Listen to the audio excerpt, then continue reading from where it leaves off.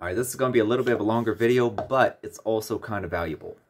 So for the past couple days, I have been overwhelmed. And if you follow any videos I've posted on what I do and have been doing, you'd understand why. So what I decided to do is, because I've got grants to finish reading through. And yeah, I don't have the mental capacity for it. So I'm like, you know what? I'm going to shut off for tonight. I'm going to tackle it again tomorrow harder. So today didn't turn out to be a day of rest, but it was a day of doing home stuff, like homekeeping. But I say all that to say, like, I was outside, just kind of relaxing, right?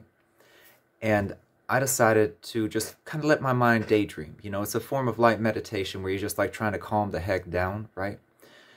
But I had a conversation because I imagine talking to a father or somebody. And that father being defensive, because I've actually been there, right? And friggin', we get into talking, and I can talk physics, like, unto a fundamental level. I could talk quantum physics to a fundamental level. Oh, so you're a nerdy know-it-all. Yeah, but I also joined the Marines. Oh, come on. Like, and I was thinking of some kind of challenge, you know, playing through it in my head. I don't remember exactly what went on. But where basically he's saying, oh, but you small person can't defend my daughter. And the first response out of my head, because keep in mind, I keep these things realistic. I visualize everything, right? So, and I've been doing this kind of meditation for like 20 years. So, friggin', my immediate response was, you got a punching bag? I then proceed to imagine a punching bag in front of me, and this is shadowboxing. So if you don't know about shadowboxing, basically you're imagining an enemy. Watch the show Baki Hanma. Or watch the show Baki on Netflix, okay? He does Baki Hanma. So it's one of those two. Like, they're two different things, but he ends up fighting Iron Mike, which is apparently, like, Iron Michael is different than, like, Mike Tyson. Like, I don't know what happened there. It's a little bit confusing, but let's go back into the story, right? So I was basically doing shadowboxing, and I know how to do the double blow, thanks to Shenmue. Believe it or not, that's actually what taught me the method. And then once I learned the fundamentals behind it, it's just like, oh, wow. And then I've actually launched punching bags like to the ceiling.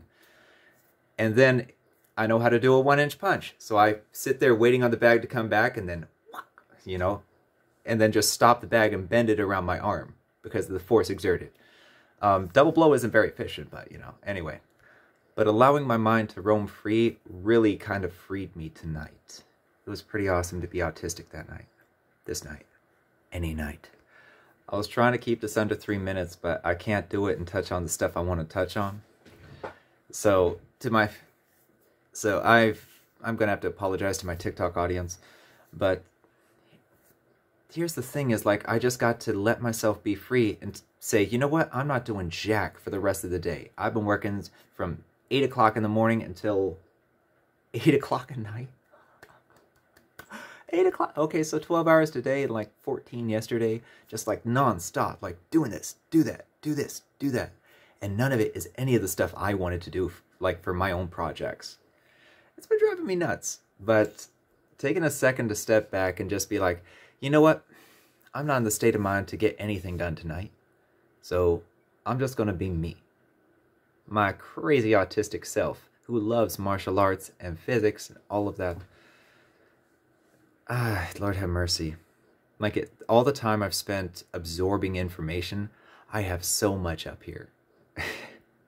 Now combine that with a borderline genius IQ, but also, like, I've never been in one place long enough to truly develop, like, long-lasting friends that I can truly relate to.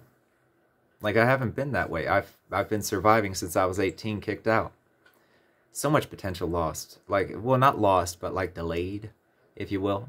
Like, that was a consternation of mine back in the day, and that's more of a phrase that I've been holding on to that doesn't really serve me. So, delayed. I like that one. I love having a fresh mind. All that said to say,